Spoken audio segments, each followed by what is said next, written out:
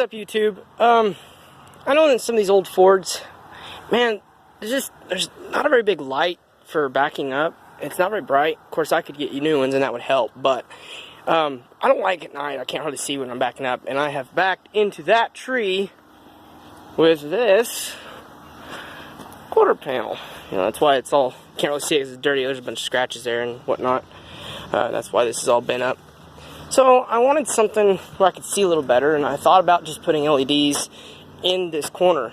But last time I tried LEDs in anything in this truck, it created some really weird blinking habits and stuff like that. So I don't want to mess with that. So I went to my local farm and ranch store and got some of these 4x4 LED light pods. The ones that I got, they were on sale for $29.95. They're pretty reasonable. Trying to see, this is the brand if any of y'all are wondering. 1200 lumens. I have them on my bumper in the front for driving lights wired to a switch on my truck. They're pretty bright going down the road. They certainly give a lot of extra light. It's not quite dark here yet, but I will flip the light on so you can see. I try not to run them. You know, be courteous if you have lights like this on your vehicles. Don't run them while you're meeting somebody going down the road. Treat them like you would your high beams. You know, because I've met a few people running these lights, and even those little 4x4s, they're extremely bright when you're trying to meet somebody in the middle of the night. So just be courteous to other drivers. My particular truck, I have a pretty hefty bumper on it, steel bumper. So I didn't want to mess with anything fancy. So what I did is I drilled a hole in the top of the bumper, and I mounted them right here, right underneath the already stock backup light. Mainly because I like the way they look there, and you just gotta make sure that you open and close your tailgate. Just make sure that you mount them with enough space for your tailgate to clear. You don't want to mess up your tailgate the first time you open them. All I did was I went into the factory wiring harness for the light. This is a ground, and this here would be your power source for when you turn the or when you put it in reverse. It kicks this on.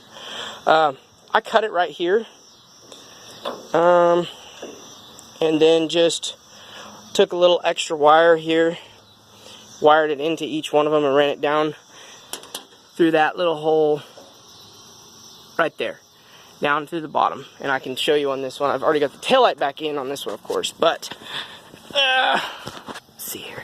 Probably won't be able to see as it's kind of dark. Oh yeah, I guess you can. It just runs up through there. Then it comes and it's wired into the factory, or the little plug that comes with the lights right there, goes up through there. And I know everybody's setup's gonna be different because I have a custom bumper. You know, I don't know how you would want to mount them on like a factory bumper or something, but that's kind of where your creativity as the viewer comes in. You know, just decide where you want it. But anyway, I'm just gonna cut them right there, and you splice a piece of wire to go through there on both sides, the positive and the negative side, just to reach down here to the bottom of where the plug's going to be. But kind of the basic tools you're going to need is a drill, of course, proper size drill bit for whatever bolt is on the light.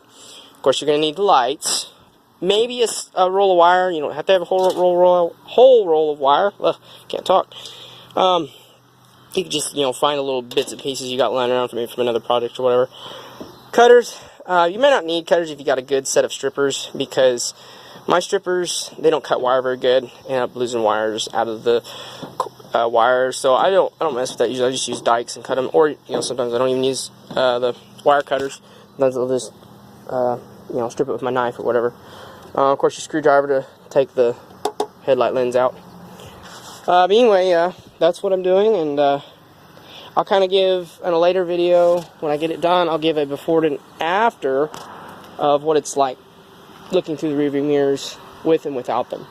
So, thanks guys. Appreciate, like, comment, subscribe, anything you want to do.